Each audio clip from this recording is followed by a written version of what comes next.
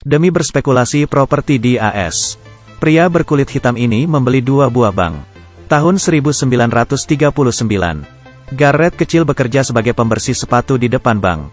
Sembari mengelap, sembari mendengar percakapan si pelanggan. Ketika mendengar nada bicara mereka semakin serius, ia segera mengambil catatan kecilnya. Atau juga, ia diam-diam mendengar diskusi bisnis para petinggi bank. Tapi, seringkali ia diusir oleh penjaga keamanan. "Kamu sedang nguping pembicaraan orang kulit putih itu, ya?" Ia pun bertanya pada ayahnya mengapa si penjaga keamanan bisa semenyebalkan itu.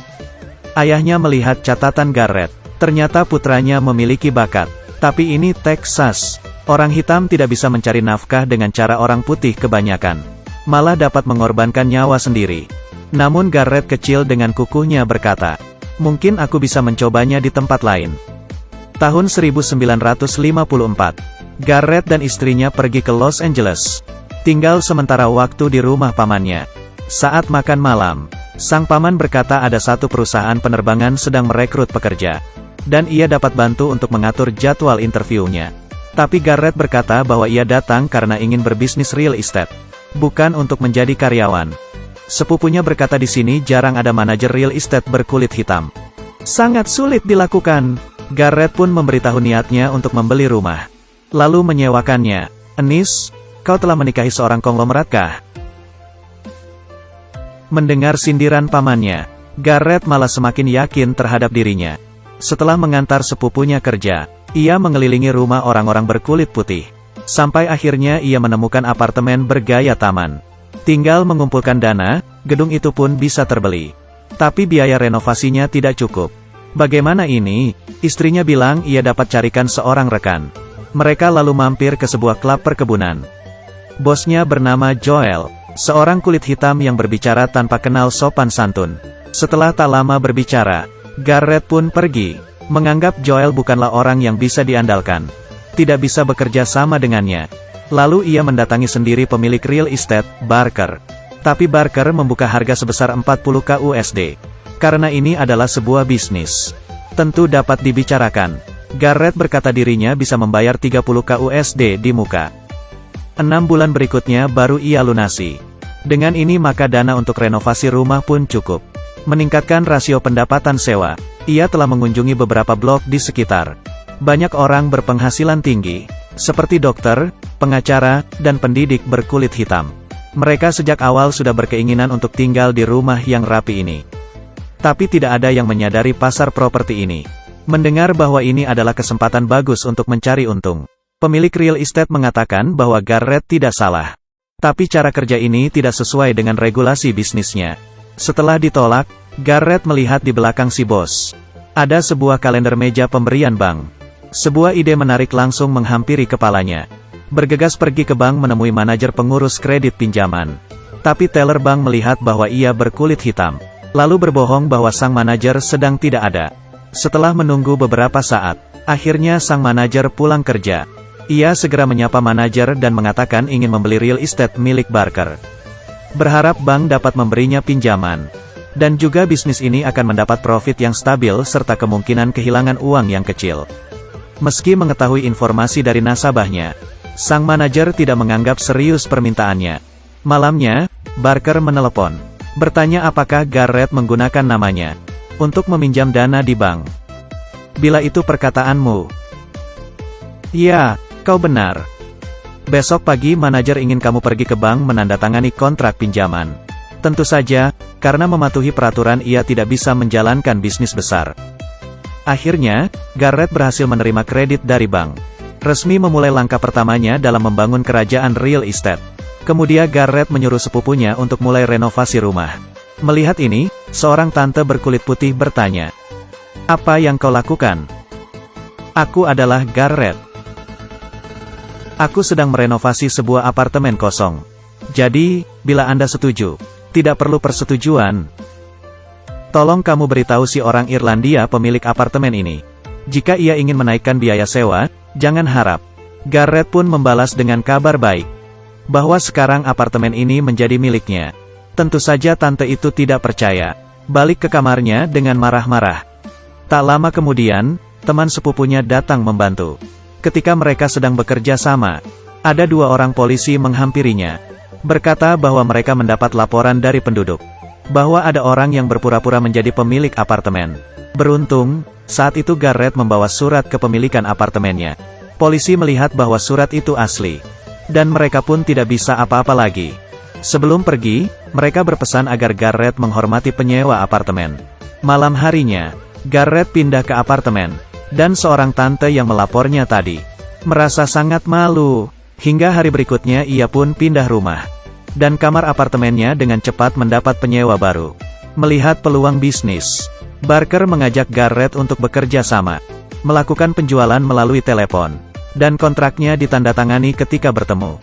Dan profitnya dibagi 2 sama rata. Menyadari bahwa dirinya hanyalah seorang berkulit hitam, Garrett selalu mendapat penolakan. Dengan bekerja bersama dengan orang lain, ia pikir adalah sebuah cara yang oke. Mereka pun membeli lebih banyak rumah. Setelah direnovasi semuanya, langsung disewakan. Dengan cepat, Garrett pun punya rumahnya sendiri. Tapi hal baik tidak berlangsung lama. Suatu hari tengah malam, Barker meninggal dunia. Dan istrinya sangat rasis terhadap orang kulit hitam. Tidak ingin bekerja sama dengan Garrett. Ia meminta untuk membeli kepemilikan saham Garrett di harga murah, atau tidak akan berbuntut ke meja hijau.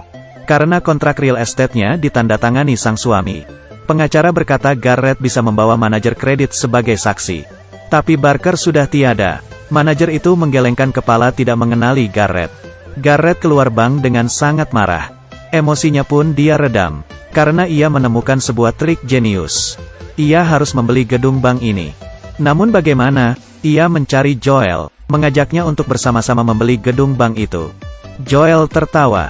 Terakhir kali ia datang malah langsung pergi. Tidak ada perhatian sekalipun. Atas dasar apa ingin membangun partnership? Garrett berkata, kerjasama ini berdasarkan 10 tahun lebih penelitiannya terhadap properti dan keuangan. Ketika mereka berhasil membeli gedung bank itu, maka apabila bank akan menolak permohonan pinjaman mereka, para manajemen harus berpikir 2 kali. Pada akhirnya ketika melawan pemilik sendiri, maka si pemiliklah yang akan menang. Joel menganggap ide Garrett tidak masalah. Bisnis ini bisa berjalan, tapi mereka adalah kaum berkulit hitam. Bagaimana bisa membeli gedung dari mereka yang berkulit putih? Garrett sebelumnya sudah memikirkan matang-matang. Dia akan menyuruh teman sepupunya, Matthew untuk menjadi juru bicara. Dan dirinya akan memegang kendali di belakang layar. Dalam menjalankan bisnis, harus mengerti peraturan di masyarakat, seperti bermain golf, pengetahuan finansial, minum bir del.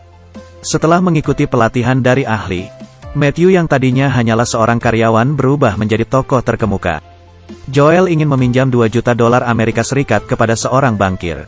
Lalu ia menyuruh Matthew untuk mengajak si pemilik gedung bank sering-sering pergi ke klub golf.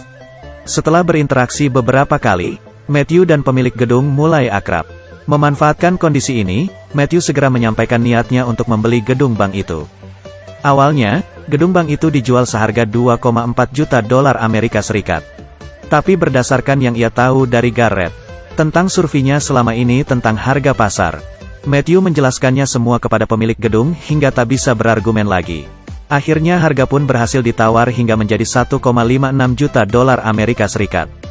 Garrett dan Joel pun sukses membeli gedung bank itu, lalu meminta lebih banyak pinjaman. Berbelanja di tengah kaum berkulit putih. Kemudian menyewakan rumah dan mendapat uang yang lebih banyak. Kerajaan real estate ini berhasil dibangun. Langkah berikutnya adalah membeli bank. Tahun 1963, Garrett kembali ke Texas mengunjungi orang tuanya. Dia membawa anaknya ke pinggir jalan. Melihat seorang pemuda yang bekerja membersihkan sepatu. Bertanya berapa harga sekali membersihkan. Pemuda itu berkata ia hanya melayani orang berkulit putih. Garrett mendongakkan kepala melihat ke arah bank, lalu berpikir dalam-dalam.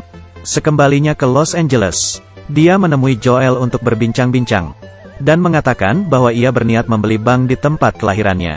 Selain dapat memperbesar kerajaan real estate-nya, juga dapat membantu warga berkulit hitam untuk mendapatkan kredit bisnis. Joel menganggap ini bukanlah ide bagus. Risikonya sangat besar, tapi ia tetap mengiyakan ajakan Garrett itu. Mereka pun menugaskan Matthew kembali menjadi juru bicara. Setelah sukses membeli lagi sebuah bank, Garrett mengubah peraturan pinjaman kredit, mulai menyediakan kredit bagi kaum kulit hitam di kota.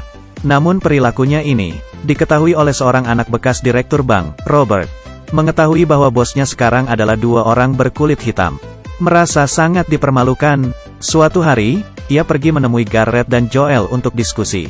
Ia berkata ada seorang tak dikenal melaporkan bank mereka atas pelanggaran aturan pemberian pinjaman. Inspektur keuangan akan datang untuk investigasi. Karena orang kulit hitam tidak bisa seenaknya masuk ke dalam bank. Garrett dan Joel pun berpura-pura menjadi petugas kebersihan. Dan menjadi supir. Kemudian mempersiapkan Matthew bagaimana menghadapi para inspektur. Mereka telah berusaha keras memikirkan bermacam ide. Tetap saja menjadi masalah bagi si inspektur. Setiap langkah yang harus diperbuat. Semua mereka arahkan langsung kepada Matthew. Bagaimana bisa tetap gagal? Dan masalahnya masih belum terselesaikan. Matthew pun mengatakan apa yang ia sembunyikan. Ternyata mereka menggunakan seorang hakim. Yang ditunjuk Robert agar bekerja untuk dirinya. Sehingga muncullah pinjaman sebesar 300.000 USD. Untuk menambal celah-celah ini. Matthew menemukan sebuah ide, menggunakan nama mereka di bank lain, membeli semua kredit buruk ini. Tapi terdapat praktik kecurangan dalam hukum. Sekarang Matthew hanya bisa merenung.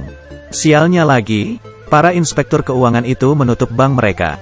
Dan Garrett bersama Joel, juga ditangkap oleh FBI. Matthew tidak bisa menahan beban yang diterimanya. Ia mengaku telah memalsukan nilai kredit bank tersebut. Dan secara ilegal memindahkan nilai kredit di antara kedua bank itu.